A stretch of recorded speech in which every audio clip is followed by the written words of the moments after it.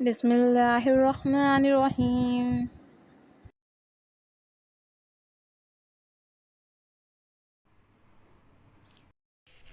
بنو امیہ کا بادشاہ عبد الملک بن مروان جب ملک شام میں طاعون کی وبا پھیلی تو موت کے ڈر سے گھوڑے پر سوار ہو کر اپنے شہر سے بھاگ نکلا اور ساتھ میں اپنے خاص غلام اور کچھ فوج بھی لے لی، اور وہ طاعون کے ڈر سے اس قدر خائف تھا کہ زمین پر پاؤں نہیں رکھتا تھا مگر بلکہ گھوڑے کی پشت پر سوتا تھا۔ دوران سفر ایک رات اس کو نیند نہیں آئی تو اس نے اپنے غلام سے کہا، تم مجھے کوئی قصہ سناؤ۔ تو ہوشیار غلام نے بادشاہ کو نصیحت کرنے کا موقع پا کر یہ قصہ سنایا کہ ایک لومڑی اپنی جان کی حفاظت کے لیے ایک شیر کی خدمت گزاری کیا کرتی تھی، تو کوئی درندہ شیر کی ہیبت کی وجہ سے لومڑی کی طرف دیکھ نہیں سکتا تھا، اور لومڑی نہایت ہی بے وقوفی اور اطمینان سے شیر کے ساتھ زندگی بسر کرتی تھی۔ اچانک ایک دن ایک عقاب لومڑی پر جھپٹا تو لومڑی بھاگ کر شیر کے پاس چلی گئی اور شیر نے اس کو اپنی پیٹھ پر بٹھا لیا۔ عقاب دوبارہ جھپٹا اور لومڑی کو شیر کی پیٹھ پر سے اپنے جنگل میں دبا کر اڑا گیا۔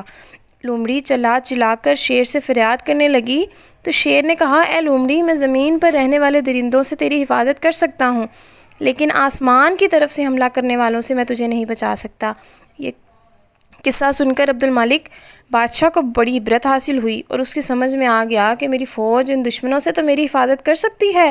جب زمین پر رہتے ہیں، مگر جو بلائیں اور وبائیں آسمان سے مجھ پر حملہ آور ہوں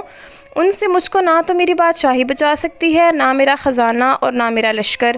میری حفاظت کر سکتا ہے۔ آسمانی بلاؤں سے بچانے والا تو صرف خدا ہے اور کوئی ہو ہی نہیں سکتا۔ یہ سوچ کر عبد الملک بادشاہ کے دل سے طاعون کا خوف جاتا رہا اور وہ اللہ کی رضا پر راضی ہو کر سکون اور اطمینان کے ساتھ اپنے شاہی محل میں رہنے لگا۔